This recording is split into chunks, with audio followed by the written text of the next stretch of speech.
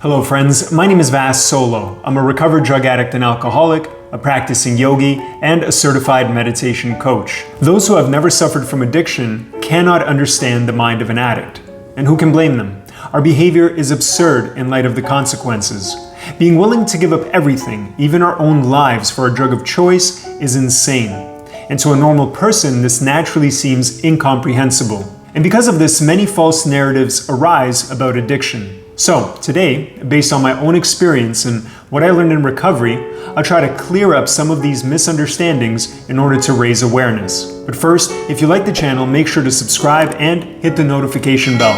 I upload videos about addiction, recovery, and personal development, so make sure to subscribe. Also, a quick reminder that I recently released an online meditation course, where I teach all the fundamentals of meditation and help you establish a daily routine. For me, meditation has been a huge part of my recovery, and I truly believe it's the most powerful tool for self-transformation. So, if you're someone who wants to improve your mental health, to become more emotionally stable, and to feel happier and more fulfilled, and you want to support the channel, sign up for the course today. Just click on the link in the description, type in the promo code VAS, and get 15% off your purchase.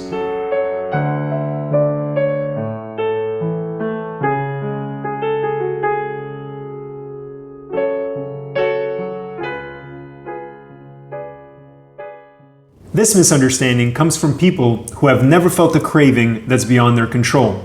Because while a normal person can have a drink and stop, the addict and alcoholic can't, because our bodies and minds have an abnormal reaction to these substances. This is what differentiates us from normal people.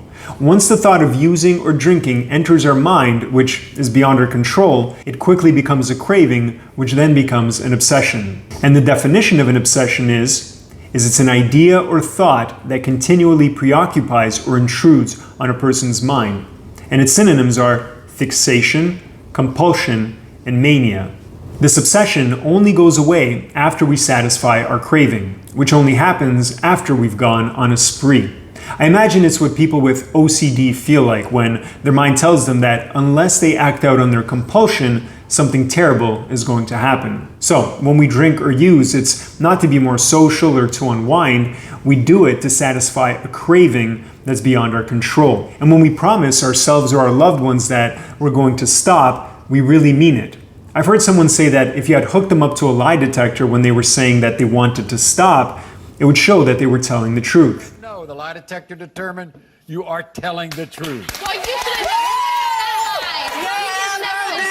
So, a normal person who's never felt the craving that's beyond their control, telling an addict they can stop if they want to, is like a man telling a woman that her contractions during childbirth can't be that bad. You don't know what it feels like until you've felt such a powerful craving.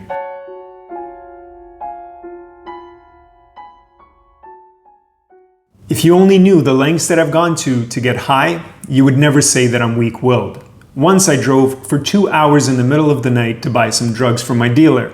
Now, if that's not willingness and determination, I don't know what is. All jokes aside, I know from being around people in recovery that most of us are capable and intelligent people. We found success in every industry you can name.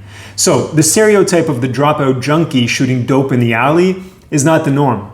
Plus, that person could have been the CEO of a company, you never know. However, I don't blame those who have this image of us in their mind, because even I didn't know what an alcoholic was until I went into recovery.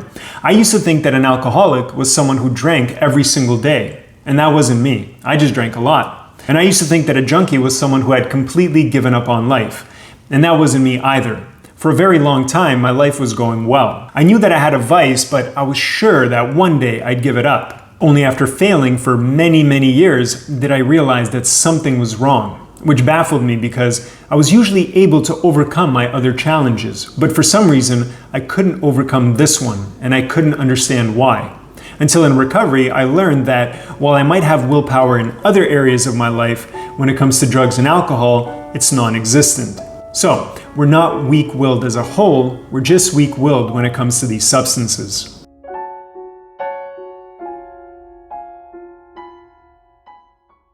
It's true that we lie, cheat, and steal to get our fix. We manipulate the ones we love. We ruin our closest relationships. We can be bitter, angry, selfish, and insecure. So it's easy to look at all of the horrible things we do and come to the conclusion that we must be rotten to the core. But are these shitty character traits and this destructive behavior really who we are? Or are they just the outcome of our disease? In my experience, I've met tons of addicts who were all of those things that I just described, who when they first came into the 12-step program had a dark cloud hanging over their head. And even I struggled to see something good in them. Even I struggled to believe that they could change. And yet time and time again, I've been proven wrong. Like the lotus flower, which has its roots in the murky bottom of the lake, but which grows to the surface of the water and blooms, some of the worst and most seemingly hopeless cases have been able to leave their dark past behind, rise to the surface, and become some of the most humble, sincere, kind, and compassionate people I've ever met. So, we're not bad people. We're sick. Physically, mentally, spiritually, and emotionally. And even though it's sometimes hard to see us this way, it's the truth.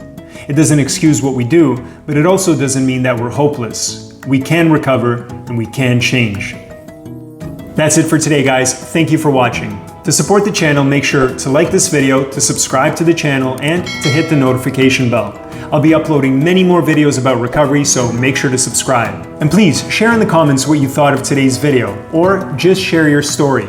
I'd love to hear from you guys. Thank you for watching, take care, and I'll see you next time.